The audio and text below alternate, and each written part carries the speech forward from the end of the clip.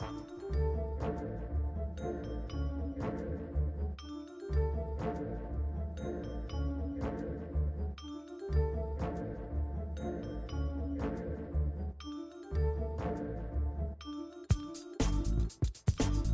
everyone, I'm Wendy Muse, creator of the LeftPOC Project, which brings you the history of leftists of color, one swipe at a time.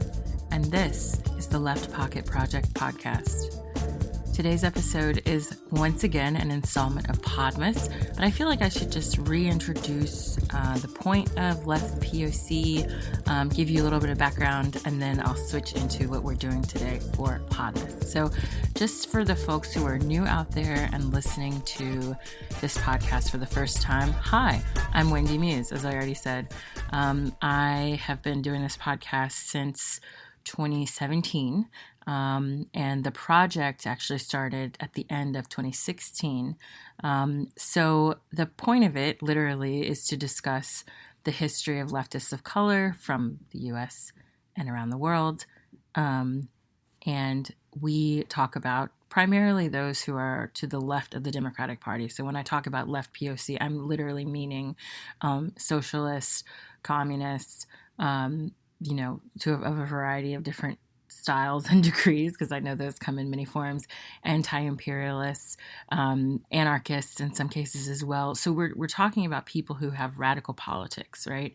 And I would say that one of the most difficult things about doing this kind of project is the simple fact that, people don't know about some of the folks we talk about or some of the issues we discuss. And so it's really important to always engage them, despite there not always being the most clickbaity issues or people. This is, at the end of the day, about history, and it's a learning podcast. So that's the point of it, first and foremost. Also, as a reminder for folks, we have all these sub-series within the LeftPOC Project podcast. So beyond just our discussions in terms of interviews with scholars and activists who talk about the history of leftists of color in their work, we also do a series called Reading Revolution, where we read and discuss books or articles or essays or speeches that were written by or that inspired leftists of color throughout time. We also have a sub-series called Comrade Mommy, in which I discuss the trials and tribulations of being a parent, but also primarily as a kind of counterweight to some of the hyper-capitalist, almost arguably white supremacist, hyper-religious mom blogs and content in general, like parent media in general out there, which is really has a lot of problems. So after I became a mom and I noticed this being an issue, I decided to make this a sub-series.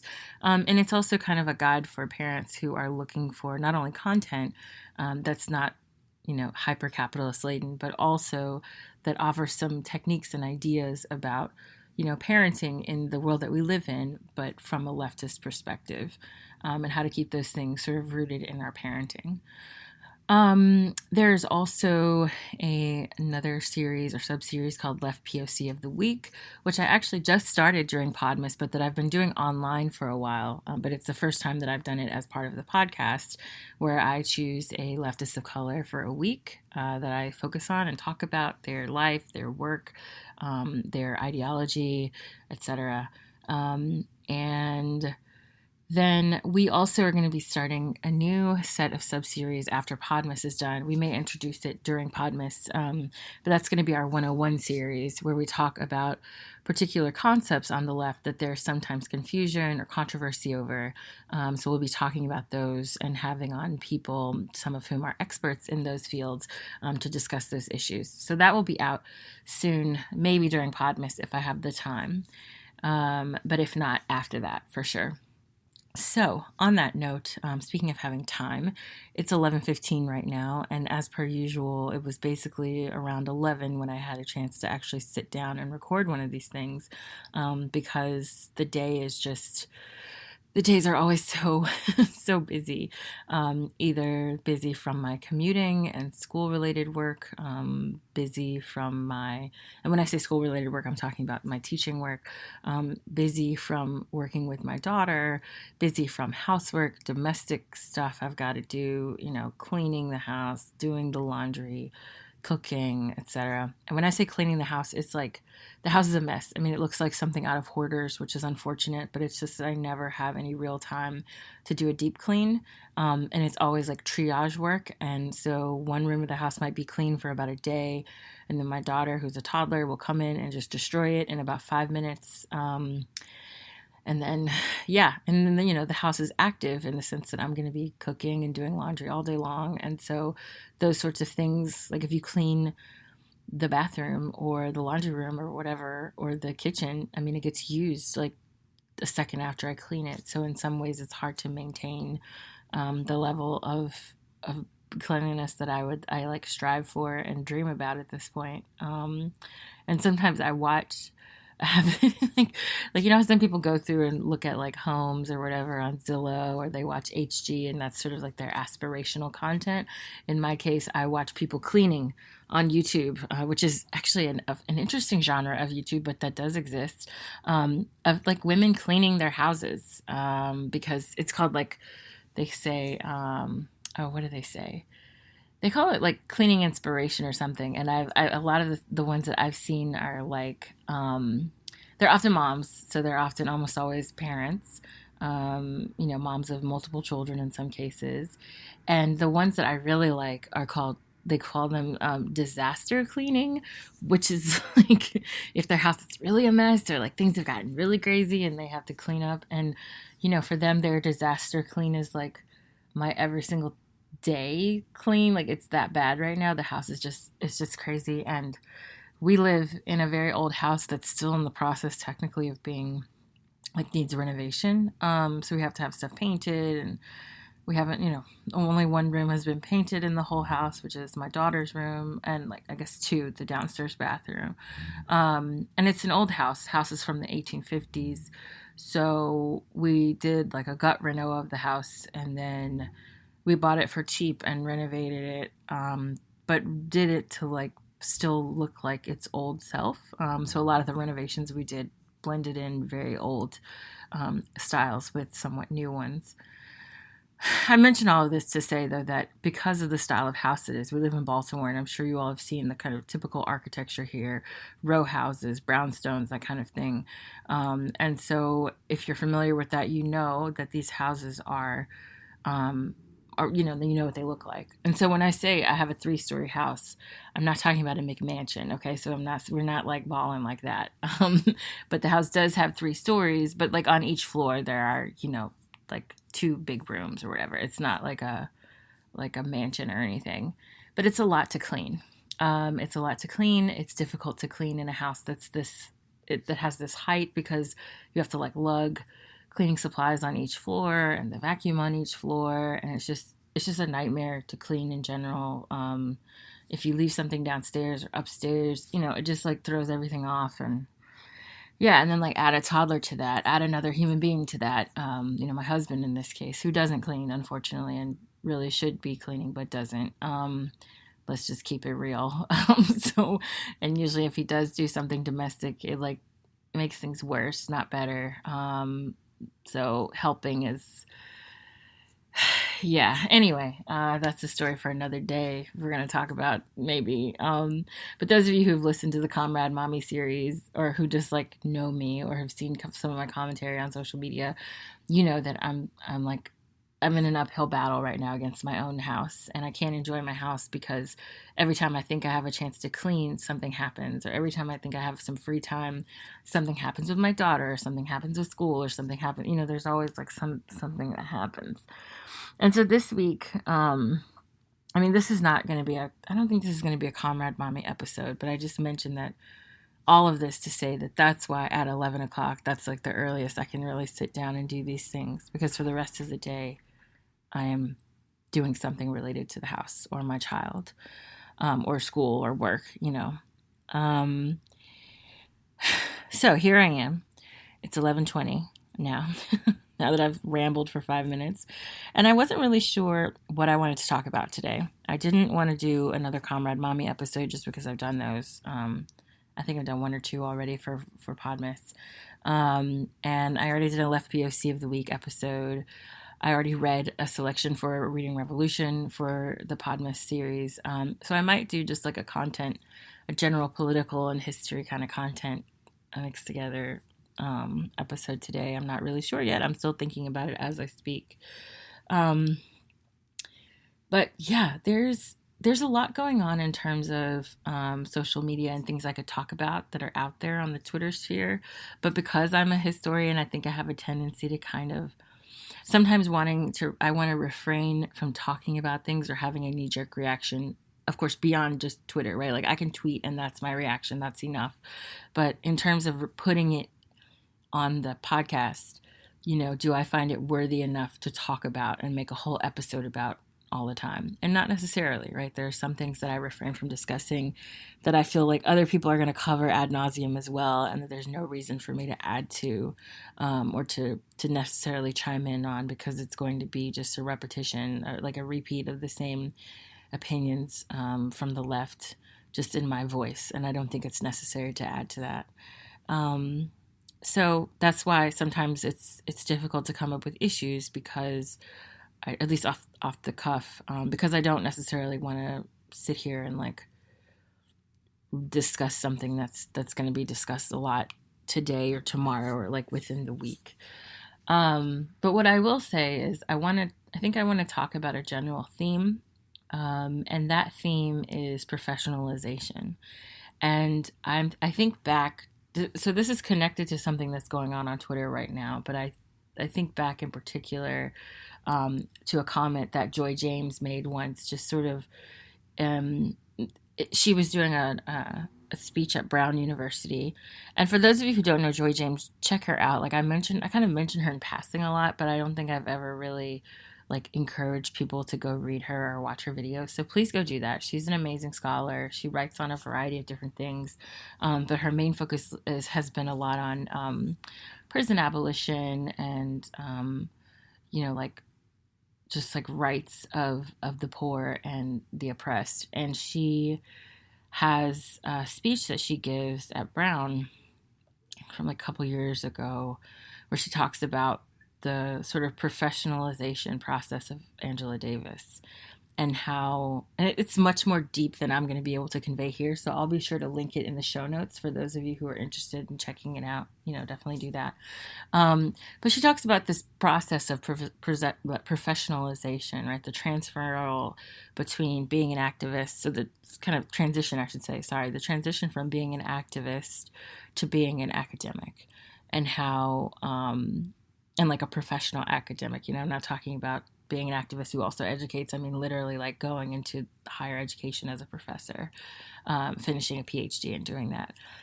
And she talks about the transition and how you can kind of you can observe that transition in real time if you look at Angela's past and her involvement with, political prisoners and things like that. And then how she slowly sort of transitions into this professional while still maintaining the outward,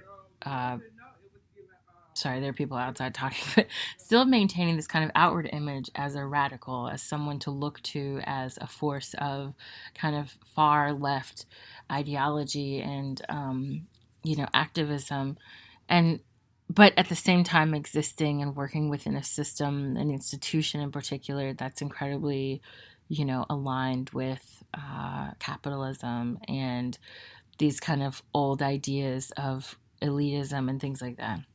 That's changing, of course, but I think in some ways it's changing in the same way that we're seeing corporations change by having more people of color in their ads, or gay couples in their ads, or immigrants in their ads, but not necessarily changing their approach to the bottom line, right? Like not changing not giving any attention to workers' rights or, like things like that. So I think that in that sense, like the ivory tower, if you will, or like academia has become a space that's definitely more diverse, not as diverse as it probably should be, but it's become more diverse over time. you see more people of color in professorships and things like that. But I think there are some really serious limits that I don't know if academia is necessarily ready to address, deal with. I know that there are some academics, one of them that I think of immediately is like Sharice Burdenstelly comes to mind. She's someone who I think really kind of, she lives her principles, right? Like she's an active person on Twitter. So by the way, follow her, please. It's at Dr. CBS. She's also been a guest on our show several times. But she's someone who is in academia, who's very, connected to that world, who writes prolifically. She now has a show and podcast and all of that. Thank God. It's definitely a welcome alternative to some of the stuff out there. But I would say that, she's a good example of someone, I think, in my opinion, thus far, what I've seen at least, who is truly connected and making connections to community and things that interest her in terms of foreign policy and stuff like that, and making connections between her work and the real world. But there are a lot of, and like doing so from a very leftist perspective, right? Like she doesn't play around. She's not a liberal, and that's a good thing. And like, she's very much to their left, and I think lives that. But, I think one of the challenges that I see as someone who's in the process of, finishing a dissertation and applying for jobs and things like that, one of the issues I grapple with all the time is looking at the other side of things, right? Like once people get over that fence, so like right now we're on one side of the fence, the process of getting over that fence, graduating, getting a job and becoming part of the professional arena in academia is very different, right? Once you're on that other side, it's as if people go through, like Joy James mentioned, this sort of transformation of sorts where they become slightly more conservative, maybe not noticeably so, but over time, yes. They dress differently, they sound differently, the issues they care about change, their way of addressing and tackling these issues changes. You see a sort of reservedness and fear of talking about certain things, especially if they're on the market in hopes of getting tenure, which nowadays is like getting worse, right? Like the tenure is becoming an even less common practice now in academia, and some people are even concerned about tenure lasting at all over the next few years. But even people who are tenured nowadays, especially if recently so, are still at risk if they talk about certain things or if they do certain things in the community that could be frowned upon by the board or by parents of students who are, paying big bucks for their kids' education. Or donors, there's so many people that you're kind of accountable to, but that are invisible, and that you have to think about at all times whenever you say anything.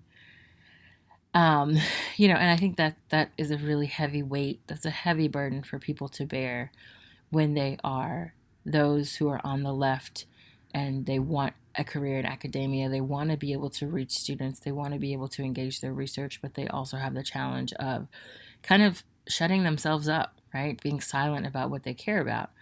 And what's frustrating about it is there's this very fictional idea of what academia is, right? So Hollywood presents one version of academia where everyone is filthy rich. Of course, there are no adjuncts, right? Like no one lives in their car, no one is struggling. Everyone's rich and everyone's privileged, and everyone lives in these gorgeous houses, like off the university lawn, practically, and has all their resources and has their needs met and beautiful skin and beautiful hair, and they're doing great. And they like sit around in these old, salon style living rooms with a furnace or like a fireplace and just rows and rows of books and like a cigar. And, it's just a very hyper fictionalized idea of what academia is, especially today. Maybe 100 years ago it was like that, but it's not like that anymore. And it's, I've seen really funny portrayals of like TAs having a lot of wealth as well, which is also hilarious because like as we speak, there are still TAs that are trying to rally to unionize and to get paid for their labor.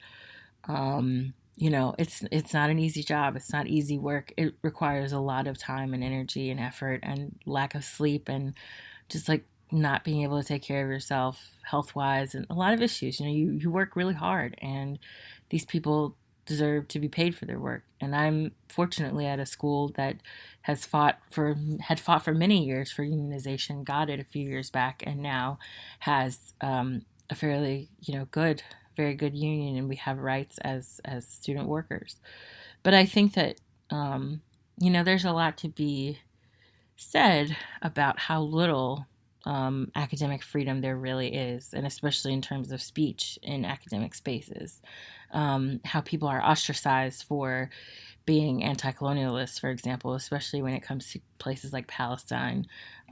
They are, there's a limit to how much you can say and how you can say it. And so, for example, I'll give you an example, just a hypothetical here, but you could be anti-Trump, right? You can be anti-Trump. You could be against everything he did, and that's almost like a given, right? Like in academia, that you would be anti-Trump is sort of like Hollywood in that sense. Like, of course you're anti-Trump, right? And the people who are pro-Trump keep quiet, which is probably for the best. But but if you're to the left of that kind of, if you're, let's say you are anti-Trump, right? So I'm anti-Trump, but I'm also like anti-Clinton, and I was anti-Clinton, and I'm anti-Biden, and I'm against all of these kinds of people because I see them in many ways as two sides of the same coin. Many of the policies they enact are equally as bad, if not more harmful in some cases than others. So it's really not. I don't see them as. I don't see corporate Democrats, for example, as a means of lessening harm towards marginalized groups, because they rarely do that, despite appearances and words that speak to that, but not necessarily actions. But, having just that kind of basic approach to the two-party system is kind of, it puts you on the outs in a lot of ways in academia and academic spaces. You're expected to just sort of be a milquetoast liberal. And if you aren't a liberal, I think the best that you can do if you're on the left is like first of all, you wouldn't want to say you're a communist, right? Because that will make people go crazy in terms of like parents of students and things like that. But if you are a leftist, you have to be like a warm and fuzzy leftist. I think of people like Cornell West, who's another person that comes up with regard to Angela Davis too, in that he's involved in something right now that I can maybe talk about on another day. I'm not going to get into it here because, like I said, it's one of those really hot topics that everyone's already talking about, and I don't need to add to this discussion in that way. But he's like, he's kind of like I don't know. I don't want to say he's watered down. That's not what I mean when I say he's more approachable or gentle or whatever. But I think people kind of look at Cornell West as like cuddly. I mean, he says things that are harsh about systems and stuff, but he always kind of coats it in this like, my brother and my sister, we're all children of God kind of stuff, like this rhetoric that softens what he's saying. And sometimes he engages in practices, often arguably, that that kind of undermine his supposed left ideology. And I think we have to always be careful about not idolizing people, because everyone has flaws and everyone they need a paycheck at the end of the day and engage in behaviors and practices that may not be what I would personally be interested in doing or favor. But, I think sometimes what we consider radical in our society already has limits. It's not as radical as we'd like to think, especially in the U.S. But also, I think in academia in particular, the idea of radicalism is so limited. I mean, it is a space where liberals thrive and where people who are willing to, pay attention to things like race and class and ethnicity and immigration status and sexual orientation, stuff like that, which are all important to note and make note of and care about. So I'm not saying those are not important issues, just to be clear. But I think once you check a certain number of boxes in terms of what you're willing to recognize, then you're good. And you don't have to go further than that, right? Like, you don't have to push for economic equality, and you don't have to work towards that in your academic spaces, and you don't have to, you're not expected to like make it so that your students can survive the year despite having to pay in the 70 and 80 thousands of dollars to go to these schools. You don't have to worry about facilitating means by which your students can get free textbooks or a place to sleep at night. Like, these are worries that we don't have to think about, right? Supposedly. And we're just supposed to treat all of our students the same and not really worry that there's a lot of inequality even amongst our students that's not being acknowledged by the university or alleviated necessarily, especially not in the way that it should be. And I don't know. I have a lot of thoughts about this. I feel like they're very much, there are penalties if you go beyond what is considered the sort of normative liberalism of the academic space. Not so much for students, but definitely for professors. And yeah, I don't know. I'm still trying to work through this because I think it adds to, my worries, right? Like, I worry sometimes if I'm going to necessarily deal with discrimination on the basis of my political views, if someone will look at what I post on Twitter or or listen to what I say here sometimes, for example, in my criticism of both liberals and conservatives, and say, oh, it's a little too much, right? Like, she's a little too much for us. And that's not even the tip of the iceberg in terms of what radicalism is, right? Like, I am very mild compared to some people in their political stances, by comparison. And yet even my politics might be considered, enough to make me persona non grata in academic spaces in a professional sense. I also think a lot about, appearances, right? What you're expected to look like, how you're supposed to perform in that way as well, the kinds of clothes you're supposed to wear, and, what kind of car you drive or briefcase you have, or what are these like silly things, but they're indicative of certain expectations in these spaces as well, despite all the nonsense, claptrap about, we care about people of different economic groups and whatever. But in reality, there are expectations. There are other expectations about you having a lot of free time to write and not having children, or not. There's a lot of expectations about just getting up and moving wherever you're needed in academia, and not really getting to choose where you work, but having to go where you're needed. And, the relative ease at which someone with no family or who has economic prosperity going on for them can just up and do.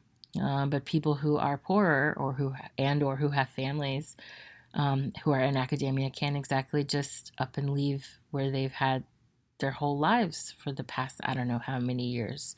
So there are definitely aspects of this field that frustrate me and that anger me, and that I'm just, I'm trying to grapple with as I enter a stage of, this idea of like becoming the academic, right? Professionalization. And what I keep noticing over and over is that those who progress through this process are those who are most willing to bite their tongues, who are most willing to not challenge that much the status quo, who are not willing to go that far into the information or the backgrounds or lives of the people that they're detailing in their work. And even in their work, often sort of regurgitate liberal values and ideas about how the world can change and those limits, even when they're talking about radical figures. And so there are lots of problems there, and I'm being somewhat vague because, like I said, I don't want to really go into all the details right now of what I've been seeing online, and may go into on a later date.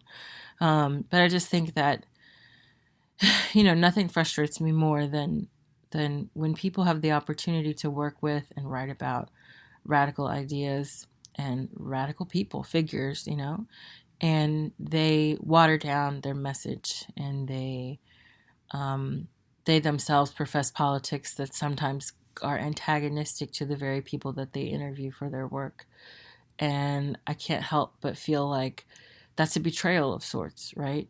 But it's also, some people argue that academics are supposed to have this distance between themselves and their work, and the people that they consider part of their work are separate entities, right? So they don't see them as like a continuum of their own politics. And I don't know, that false sense of objectivity is a problem, because it's not objective when it comes time for these professors to engage in practices, like I said, that are antagonistic toward their interlocutors, their subjects of their research, So, I don't know, lots of thoughts. Maybe I'll process this in a better, clearer way for another episode. But this is kind of just where I'm going, what I'm thinking about today, and kind of wondering what's this, how I guess liberalism is stifling in many ways in academic spaces, among other spaces, and what can be done about that, how that can be changed, if it can be changed, and if changed, if academics are able to finally let go of this sort of latent sense of American exceptionalism that they have, or their latent sense of, faith in the markets and whatever, if that day will ever come, what will academia look like? And will it continue to be what it is now, and just kind of go further down that path where we are really good about, or get better about, racial and gender and whatnot, equality, but where we don't have a matching sense of urgency around economic inequality and alleviating that, as it gives children or students in general an opportunity to learn and to potentially change their lives. So anyway, lots of thoughts, but on that note, I'm going to close because it's getting late.